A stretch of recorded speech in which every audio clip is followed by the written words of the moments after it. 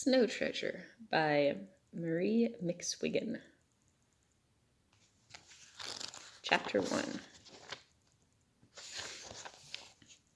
Beat you to the turn! Peter Lundstrom shot his sled down the long, steep slope.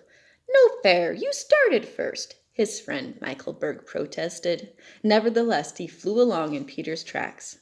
School was over for that day at least, and Peter and Michael were enjoying one of the sled rides the children of Norway never seemed to tire of. Look out! Here comes the girls! With that, he headed down another slope, his friend behind him. Peter was 12 and felt grown up. Playing with girls was something he meant never to do. Heavy clothes hid all but his yellow hair and his face. His eyes were clear and brown, wide apart and in an even line. They looked untroubled. Michael, the same age, seemed different in everything else. While Peter was tall and slender, Michael was square. His hair was like tow, and his eyes were that bright blue that is often called typically Scandinavian. Hey, wait a minute! A dark-haired girl drove her sled into the place the boys had just left. Her black curls bobbed like sausages under the cherry red of her hood. She was Helga Thompson, and somewhat of a tomboy. Behind her on the same sled was a smaller girl, fair as Helga was dark. The smaller girl was Lovisa, Peter's 10-year-old sister. We'll catch them at the lookout. Hold on! Helga dug her heels into the snow and began another swift descent. Catch them at the lookout they did, for the sled track made a sharp twist, and below that, nearly 1,000 feet, lay the sea. Peter and Michael had to slow down to avoid crashing a wall that protected the road. Helga, daring as any boy, drove straight at them, so there was a clamor of yells and a tangle of windbreakers, caps, sweaters, and mittens. There never had been such a winter for snow. It began early, and with each month it grew higher and higher on the ground.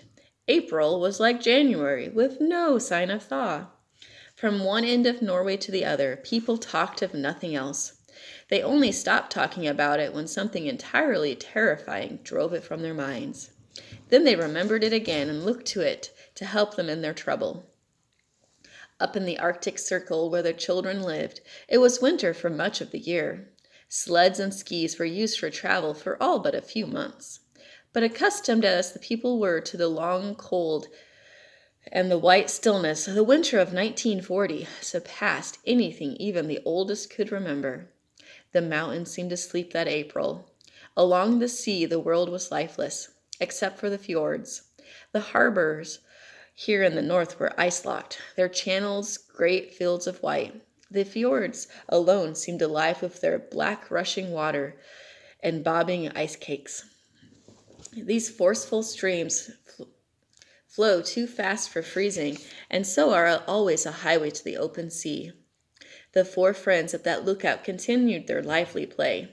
Peter and Michael tried to wash Helga's face, but the snow was too hard and dry, and the face washing could hardly have been called successful. Helga managed to get a handful of snow down Peter's back, and that did amount to something, for he had a bit of trouble shaking it out to prevent the discomfort of it melting. Tired of the tussle, the four squatted on their sleds when Michael idly tossed a lump of snow in Helga's lap. She got up to shake her dress. In doing so, she turned towards the sea. Why, Peter, there's your Uncle Victor. She was surprised. And Rolls, his mate. Look! You're crazy. Peter didn't bother to get up. But it is your Uncle Victor, honest. Now, what in the world would he be doing here? You don't suppose he's fishing this time of year, do you? But it is, Peter. Come see. She was so sure about it that he got up, if only to be able to tell her she was wrong. Below, miles away by road, but only a little distance for a stone, Uncle Victor was making footprints in the hard snow. Behind him was the stocky figure of Rolls, second in command of the Lundstrom's fishing fleet. Yo-ho, Uncle Victor! Lovisa was on her feet and looking out over the wall of the lookout, but she could not make him hear. Yo-ho! The four of them yelled in chorus, cupping their hands to make the sound carry farther. Then Victor Lundstrom heard them and looked up. But there was no great roar of greeting the children had expected. He only waved his arm and went on walking. Roll saw them, too, and gave an equally casual salute. Peter scowled. The greeting was unlike Uncle Victor. Why, he should have been overjoyed to see them, especially after a long trip.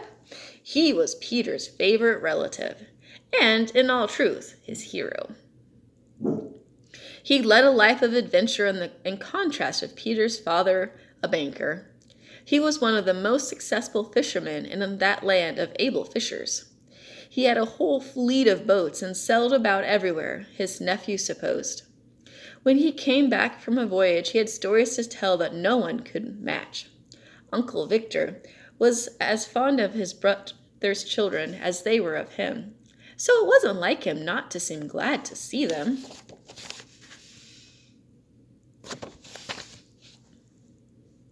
"What's he doing here?" Michael wanted to know. They watched him walk along the beach towards the cliff beyond Ryswick Fjord. "He's on his way to the Snake," they decided. The Snake was a tiny arm of the big fjord, so twisted and narrow that it deserved its name. Unless you knew about the Snake, you never would have guessed it was there. Almost entirely hidden by cliffs, even from the air it would be hard to trace. To the Cling Pearson, Lavissa's eyes danced, for the Cling Pearson was Uncle Victor's own fishing boat, the one that he alone might sail. The children were permitted aboard only as a special treat. "But why is he here?" Peter pondered. "He never comes north until the ice is gone." But he had no time for further reflection when a snowball broke in his face. "So you thought I was crazy," Helga taunted. "Crazy as a hare." Michael's snowball landed on Helga's hood. It spattered, and her eyes and face were white. She lowered her head and shook it from side to side like a fierce young animal, and then she charged at her tormentor. Meanwhile, Lavissa had not been idle. Her fast-moving mittens were busy rolling hard pellets of snow. When she stood back and hurled with all her strength, and all the skill she had been able to acquire by watching and imitating the boys since she was old enough to remember. Helga and Peter were locked in a tussle when Lavissa came to her friend's rescue. One swift ball caught Peter on the ear, and he turned, surprised to see who his assailant might be. Then Michael brought up a hatful of snow to give Helga another face washing. But Lavissa's ball caught him so abruptly he stumbled and fell. "Come on, Helga, let's get out of here while we're on top." Lavissa believed in securing her victories. She preferred not to chance a smashing defeat by remaining, but Helga parted her feet in a defiant stance and stood ready to meet all comers. "What do you want to run away for?" she jeered at Lavissa. I should think anyone who could hit as hard as you would be glad to stay and fight it out." Here was high tribute.